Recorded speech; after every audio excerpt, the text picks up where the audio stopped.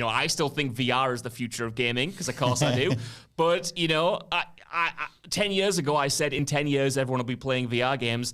It's going to be like 20 or 30, you know what I mean? I think we've seen so many times, not just in the gaming industry, but across the entire tech industry of, these companies and these executives planning for the future, but jumping too far ahead, saying this is going to be the big thing, but putting it out there when it's undercooked and underdeveloped, and having everyone reject it because it's not where they want it to be. No, it's like if Stadia was, if this Xbox stuff works out and then Stadia released then, it would make infinitely more sense than it did 5, 6, 7 years ago.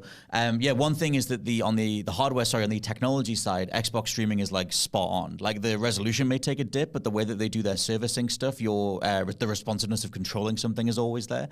I was quite surprised in like the most best pleasant way possible that everything just played well.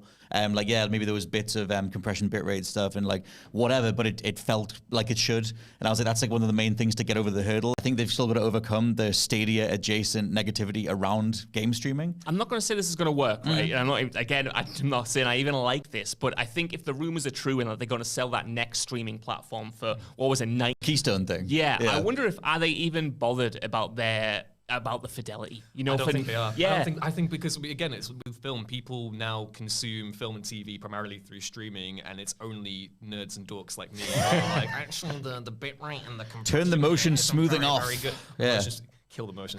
That also raises interesting questions. If they don't care about fidelity as much, will we see less intensive video games? Well, that could be a potential positive side effect of this. This is what I've been campaigning for as well. Already sacrificing some of that from streaming, then maybe that could be a potential, think about it. It's a very interesting, unsure part that we're going into here. And I do wonder if, again, in 10 years' time, we look at physical media, it's going to be like boutique. You know how we have like Arrow and Criterion? No, for like movies, we're going to get a gaming equivalent. We obviously have limited run games. Yeah. Is this going to be a thing where as people move further more into that digitized space, we're just going to get, hey, you can get special edition thing that's limited run. It's going to be like a vinyl revival, but for a disc-based game. I do want to say, when you think about Xbox history, like having been there since the very beginning,